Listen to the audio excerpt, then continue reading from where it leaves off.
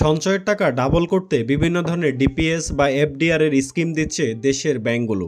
কিন্তু প্রাথমিকভাবে বড় অঙ্কের টাকা জমা দেওয়া অনেকের পক্ষে সম্ভব হয় না। এই ধরনের গ্রাহকদের জন্য এনসিসি ব্যাংক নিয়ে এসছে মাসিক ডিপিএস এবং প্রাথমিক জমার মিশ্রণ একটি ব্যবস্থা। অর্থাৎ গ্রাহককে প্রথমে এককালীন কিছু টাকা জমা করতে হবে, তারপর মাসে মাসে নির্দিষ্ট অঙ্কের কিস্তি দিয়ে যেতে হবে। তাহলে মেয়াদ শেষে প্রাথমিক জমার টাকা দ্বিগুণ হয়ে যাবে। চলুন এবার আপনাদেরকে ক্যালকুলেশনটা দেখাই।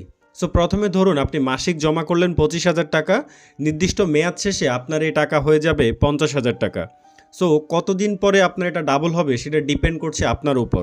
তার কারণ হচ্ছে আপনি যদি 2 বছরের জন্য করেন তাহলে প্রতি মাসে আপনাকে ইএমআই দিতে হবে 731 টাকা, 3 বছরের জন্য করলে মাসে দিতে হবে 387 টাকা, 4 বছরের জন্য করলে মাসে দিতে হবে 216 টাকা, 5 বছরের জন্য করলে মাসে কিস্তি দিতে হবে 114 টাকা, আর যদি আপনি 6 বছরের জন্য করেন তাহলে মাসে আপনাকে কিস্তি দিতে হবে মাত্র 47 টাকা।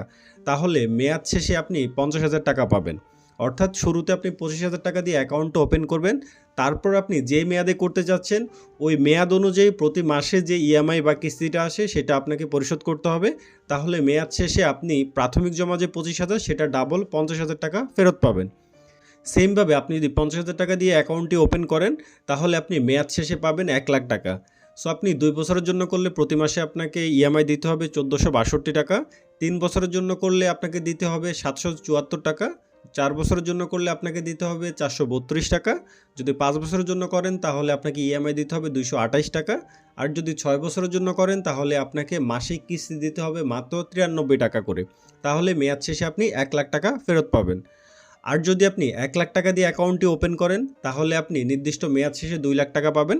সো আপনি যদি 2 বছরের জন্য ডিপিএসটি করতে চান তাহলে আপনাকে মাসিক ইএমআই দিতে হবে 2,924 টাকা, 3 বছরের জন্য করলে মাসে দিতে হবে 1,548 টাকা, 4 বছরের জন্য করলে আপনাকে মাসে জমা করতে হবে 863 টাকা, 5 বছরের জন্য করলে আপনাকে জমা করতে হবে মাসে 455 টাকা, আর যদি আপনি 6 বছরের জন্য করেন তাহলে আপনাকে মাসে জমা করতে হবে 185 টাকা।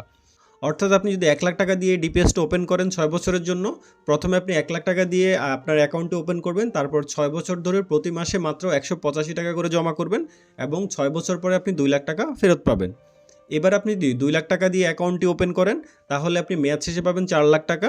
সো আপনি 2 বছরের জন্য যদি করেন তাহলে আপনাকে প্রতি মাসে ইএমআই দিতে হবে 5,847 টাকা, 3 বছরের জন্য করলে আপনাকে প্রতি মাসে ইএমআই দিতে হবে 3,096 টাকা, 4 বছরের জন্য করলে আপনাকে ইএমআই দিতে হবে 1,725 টাকা, 5 বছরের জন্য করলে ইএমআই দিতে হবে 909 টাকা, আর যদি আপনি 6 বছর মেয়াদে করতে চান তাহলে আপনাকে ইএমআই দিতে হবে 369 টাকা। এরপরে আপনি যদি 5,00,000 টাকা দিয়ে ডিপিএসটি ওপেন করেন তাহলে আপনি মেয়াদ শেষে পাবেন 10,00,000 টাকা। সো আপনি যদি 2 বছর পর আপনি এই ডাবল করতে চান তাহলে প্রতি মাসে আপনাকে ইএমআই দিতে হবে 14,618 টাকা করে, 3 বছরের জন্য করলে আপনাকে মাসে ইএমআই দিতে হবে 7,736 টাকা, যদি 4 বছরের জন্য করেন তাহলে আপনাকে ইএমআই দিতে হবে 4,113 টাকা, আর যদি 5 বছরের জন্য করেন সেক্ষেত্রে আপনাকে ইএমআই দিতে হবে মাসে 2,272 টাকা, যদি 6 বছরের জন্য করেন তাহলে ইএমআই দিতে হবে আপনাকে 922 টাকা। অর্থাৎ প্রথমে আপনি 5,00,000 টাকা দিয়ে ডিপিএসটি ওপেন করবেন, যদি 6 বছর মেয়াদে করতে চান তাহলে প্রতি মাসে মাত্র 922 টাকা করে আপনি 6 বছর সেটা জমা করবেন, তাহলে 6 বছর পরে আপনি 10,00,000 টাকা ফেরত পাবেন। অর্থাৎ আপনি যদি মাসে মাত্র 922 টাকা করে 6 বছরে জমা করেন তাহলে আপনার প্রাথমিক জমার যে 5,00,000 টাকা সেটা সহ আপনি 6 বছর পরে টোটাল 10,00,000 টাকা ফেরত পাবেন। আর যদি আপনি 10,00,000 টাকা দিয়ে এই ডিপিএসটা ওপেন করেন তাহলে আপনি মেয়াদ শেষে পাবেন 20,00,000 টাকা। তার জন্য 2 বছরের জন্য ইএমআই আসবে 29,236 টাকা, 3 বছরে আসবে 14,472 টাকা, 4 বছরে আসবে 8,625 টাকা, 5 বছরে আসবে 4,543 টাকা, আর যদি 6 বছরের জন্য করেন তাহলে আপনাকে প্রতি মাসে ইএমআই দিতে হবে 1,844 টাকা করে।